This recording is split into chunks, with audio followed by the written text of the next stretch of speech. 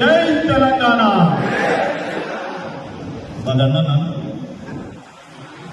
ఈరోజు ఈ కార్యక్రమానికి అధ్యక్షత వహిస్తున్నటువంటి లింగర్ స్వామి, అదేవిధంగా ఈ కార్యక్రమానికి ముఖ్య అతిథిగా చేసినటువంటి అభయ్ పాటిల్ గారు, స్వాగత్ హై ఆప్కు.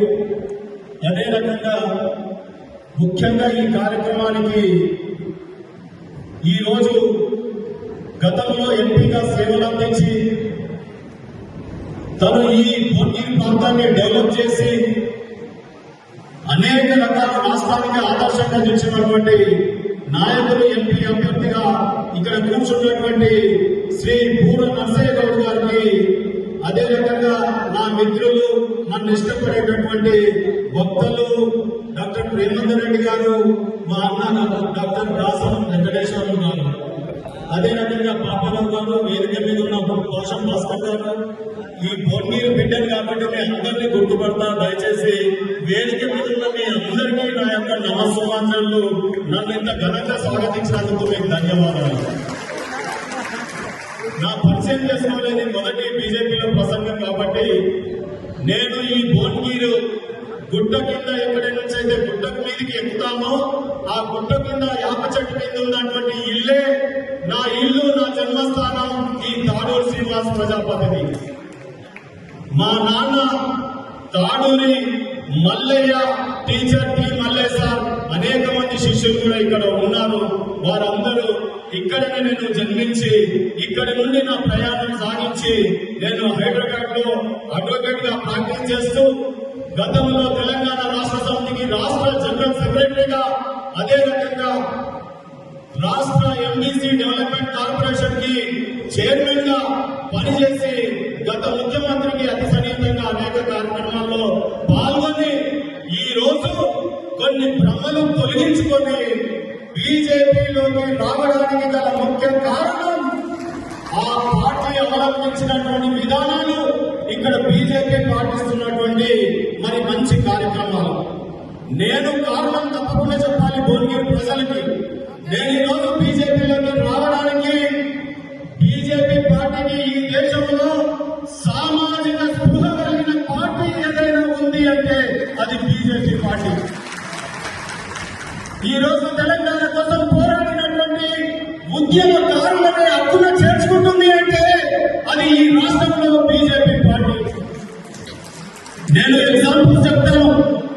ఈ రోజు ఎవరినైతే ఎంపీ అభ్యర్థిగా ప్రకటించిందో బీజేపీ పార్టీ, డాక్టర్ పూర నర్సయ్య గౌడ్ గారు తెలంగాణ ఉద్యమకారుడు, ఒక బీసీ. అక్కడక్కడ మల్కాజ్గిరి పార్లమెంట్ లో ప్రకటించిన అభ్యర్థి ఒక బీసీ.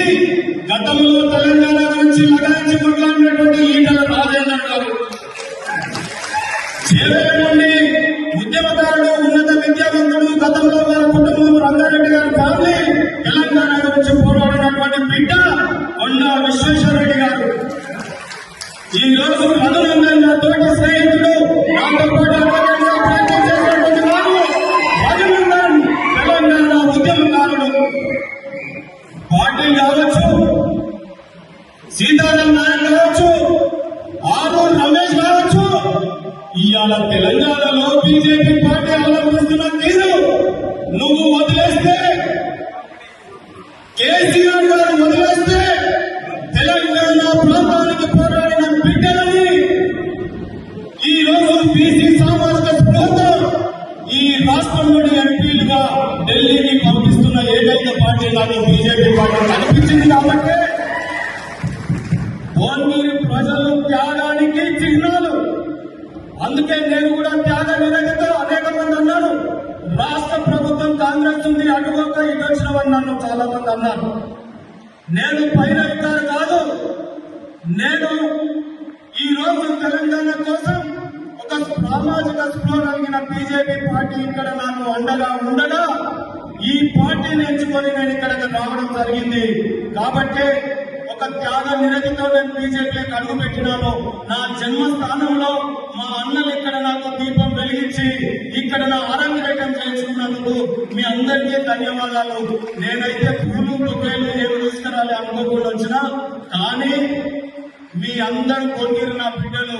మీ ఇక్కడ ఈ భూమిలో పుట్టిన బిడ్డగా మరి వేదిక మీద నాకు ఇంత ఘనంగా సన్మానించిన వారికి మనము పూలు సమర్పిస్తాం. కాకపోతే పిడికిలు వదిలేసి పువ్వులు పట్టుకున్నా కాబట్టి మీరందరూ కూడా 2 చేతులెత్తి ఇట్లా పువ్వులను అంటే కనుక ఆ పువ్వులు వేదిక మీద ఉన్న నాయకులకు సమర్పిస్తాం. దయచేసి 2 చేతులెత్తి ఈ పువ్వుని మరి ఇలా తింపుతూ వారికి మరి సన్మానం అందిస్తాం. మా దూర విజయ నర్సన్నకు విజయ గాథగా అందిస్తాం. గుర్తులా గుర్తించుకో, గుర్తించుకో, గుర్తులా గుర్తుంచుకో, గుర్తులా గుర్తుంచుకో. దూర నర్సన్నని గెలిపియాలి. ఎందుకు గెలిపిస్తున్నామంటే ఈ ప్రాంతానికి ఎయిమ్స్ లాంటి వైద్య సంస్థలు రావాలంటే దూర నర్సన్నని అనండి. దయచేసి దూర నర్సన్ననే గెలిపించుకోవాలి. ఎయిమ్స్ లాంటి సంస్థలు రావాలంటే దూర నర్సన్నని గెలిపించుకోవాలి. నవోదయ లాంటి విద్యాలయాలు రావాలంటే దూర నర్సన్నని గెలిపించుకోవాలి.